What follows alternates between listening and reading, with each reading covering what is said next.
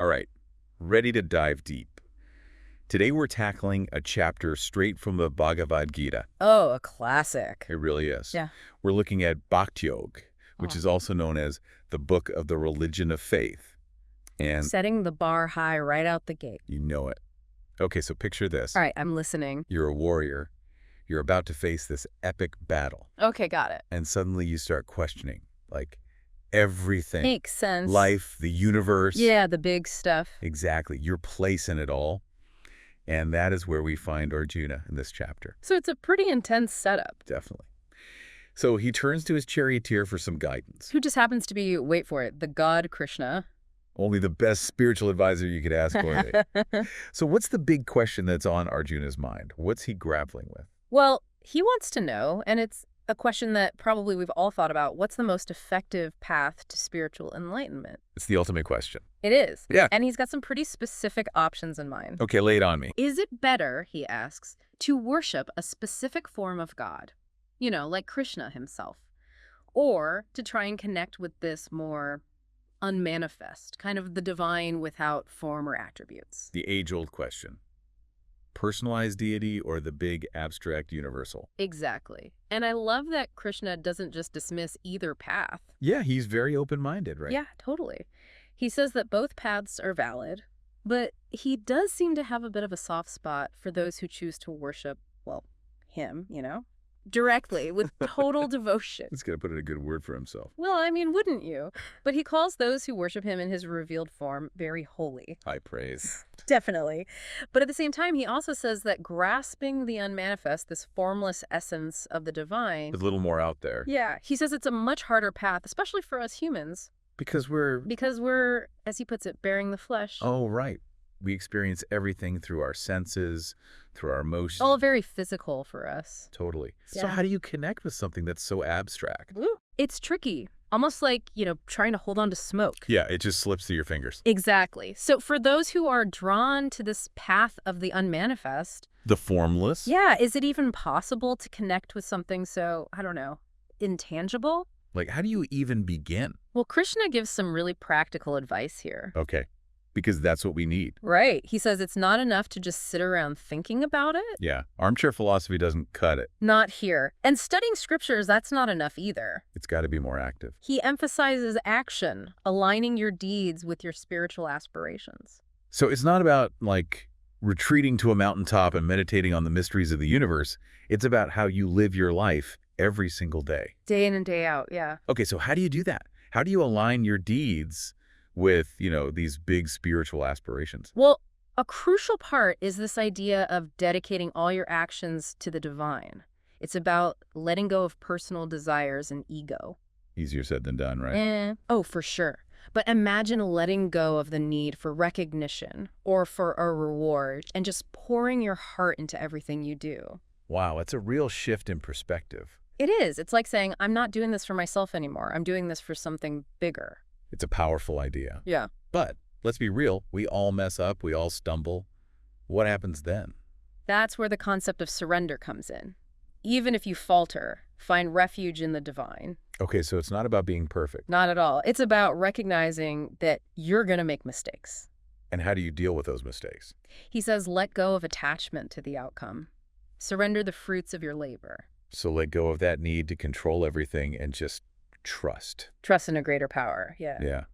There's one line that really got to me. It says, near to renunciation, very near dwelleth eternal peace. It's so simple, but it's so deep. But I gotta admit, when I hear renunciation, I always think of monks giving up all their possessions, living in a cave somewhere. Oh, yeah, that classic image. You know what Krishna's talking about here? Not necessarily. Renunciation here, it's more about an internal shift than an external one. So less about giving up your stuff. Right. It's about letting go of those attachments, desires, that constant need to control everything. So really, it's about detaching from your ego. From all the drama, the voice in your head that says, you need more, need to be better, need to win. It's about quieting that down. Okay, so if you're letting go of all that, what are you holding on to then? What does it look like to live a life of true devotion, true surrender? Well, Krishna paints this vivid picture of the ideal state of being, And he describes the qualities of a person who embodies this path, someone he deeply loves and admires. Okay, let's hear it. What are these qualities? What does this person look like? And what's really interesting is he doesn't make this whole devotion and surrender thing sound like some exclusive club, you know? Not just for, like, mystics and saints. Exactly. It's for everyone. It is. He even says, if thou canst not worship steadfastly, work for me. Toil in works pleasing to me. Work for me, huh? He's not shy. Right. But I think the message is pretty clear. It's like, hey, I get it. Life is busy. Yeah, we've all got responsibilities. We do. You've got stuff to do. But even amidst all that, you can still find ways to connect with the divine. Okay, so find those ways, but how? He's got you covered. Just do your best, he says. Offer your actions as a form of love and devotion. Offer it up. Yeah, and eventually you'll find your way. So it's not about instant perfection. Not at all. It's about putting in the effort, making that connection wherever you can. That's the key. And the best part is, he doesn't just offer encouragement. He actually gives you a roadmap. A spiritual roadmap. Right. Remember all those qualities we were talking about before? The ideal person. Yeah. Those aren't just abstract ideals, you know. So they're practical. They're practical guidelines for how to actually live your life. Live a life that's aligned with the divine, with Krishna. Exactly. All right, so let's break down these qualities a little bit. He mentions being unchangeable by good or ill. Oh, yeah. That one always gets me. What does that even mean, practically speaking? We're not robots. We can't just shut off our emotions. Right. You can't just become, like, emotionless. Let us do things.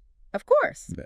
But it's not about suppressing your emotions. It's about cultivating the state of inner stability. So that you're not easily shaken. By all the external stuff, yeah. So good things happen, bad things happen. It's gonna happen. You remain, like, solid. We've got that core strength. It's recognizing that joy and sorrow, praise and blame, They're all just part of it? they're all part of life, the ebb and flow. Okay, so it's more about developing this inner resilience, Exactly. a sense of peace Yeah. that isn't dependent on things always going your way. It's an inside job. I like that, inner peace. Yeah. But that ties into another quality he mentions, contentment. Ah, contentment. It's about finding this, like, deep sense of satisfaction, right? Yeah. Gratitude. Gratitude for what you have. Instead of constantly chasing after more, Right. You're not always looking for the next thing. which is so hard in our culture, right? Oh, it's incredibly difficult. We're constantly being told we need more stuff, more experiences To be happy. to be happy. Exactly.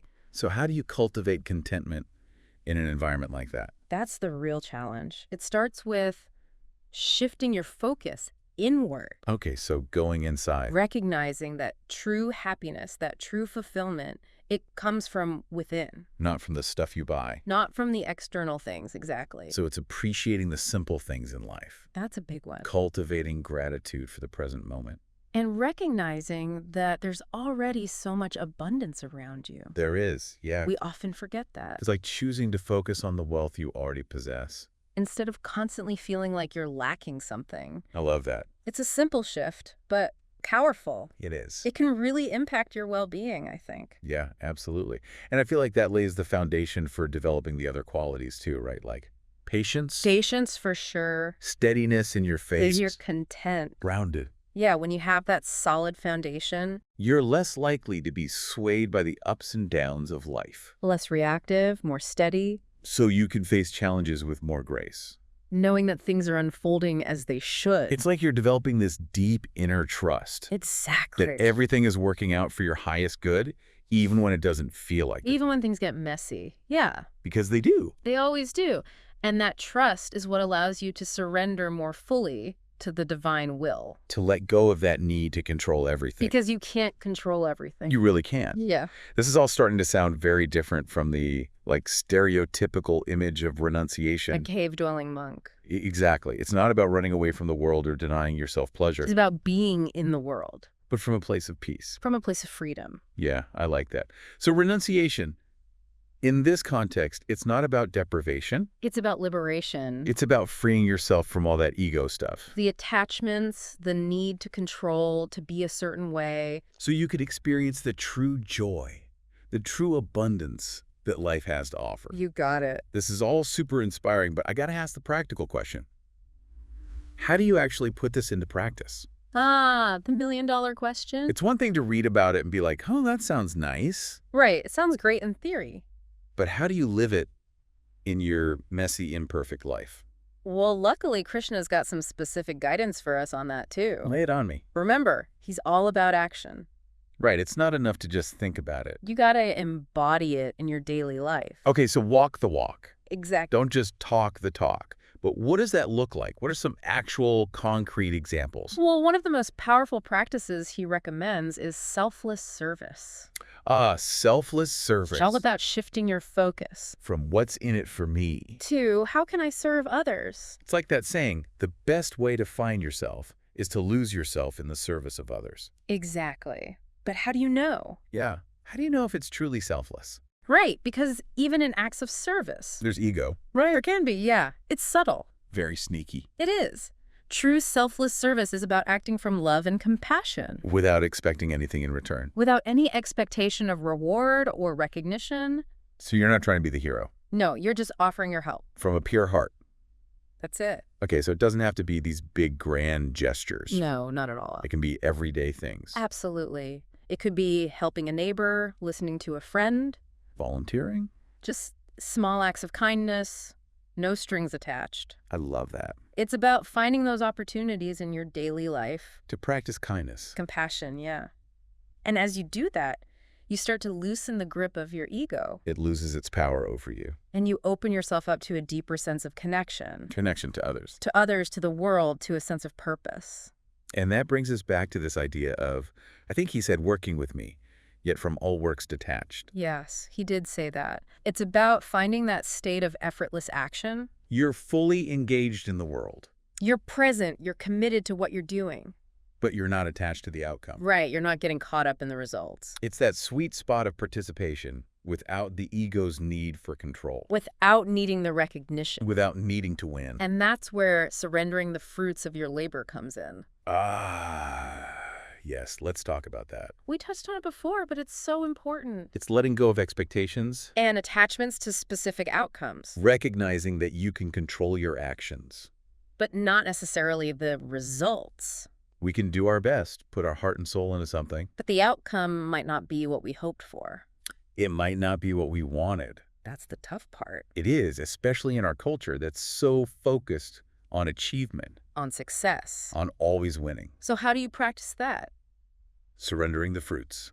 Right, it sounds kind of abstract, It does. but it starts with shifting your focus. Shifting your focus from what to what? From the end goal, From the it's in destination a process. to the journey itself. Exactly. It's about finding joy and fulfillment in the act of doing, So not just being fixated on the outcome. because that's where the anxiety comes in. The pressure. Yeah. So instead of like obsessing over winning the race, You can find satisfaction in the simple act of running. in the feeling of your feet hitting the pavement, the wind in your hair, Beautiful. It's about savoring the journey, embracing the present moment, trusting that the universe will unfold as it should. trusting the process. This is all starting to sound a lot like mindfulness You're right. Mindfulness is a powerful tool for this. for cultivating this detachment Exactly. When you're fully present, in the moment, you're not caught up in anxieties about the future. or regrets about the past. It's all about the now. So by focusing on the present moment, you're surrendering to what is.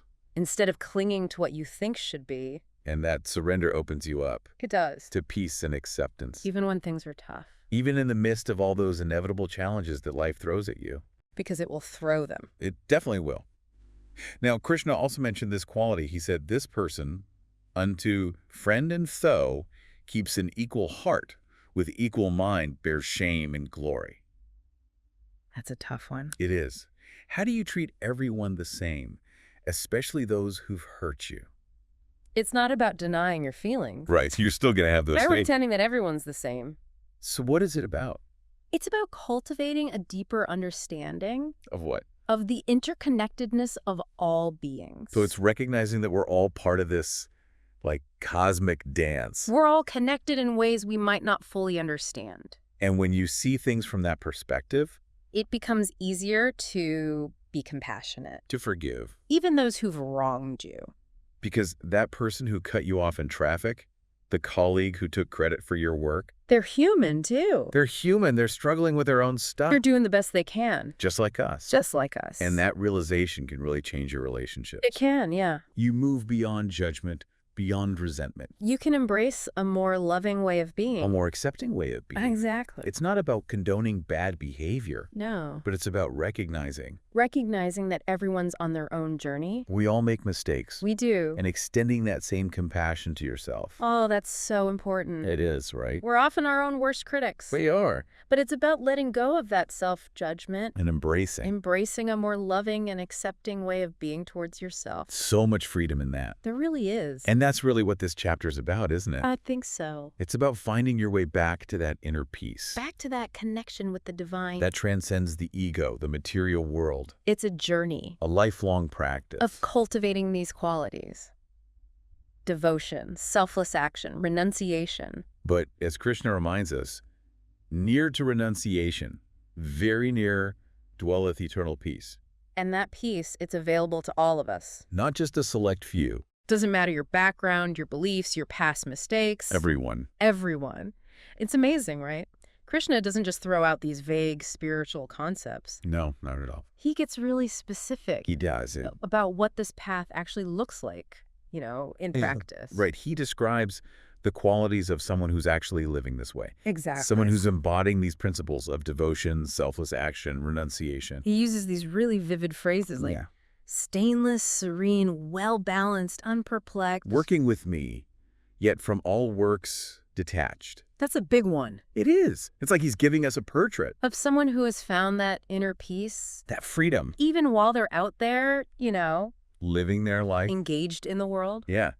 And that phrase, working with me, yet from all works detached. It's powerful. It is. It's about being present and committed to what you're doing. But not getting caught up in the results. Not getting tangled up in whether you succeed or fail, whether people approve or disapprove. Right. It's about the doing itself.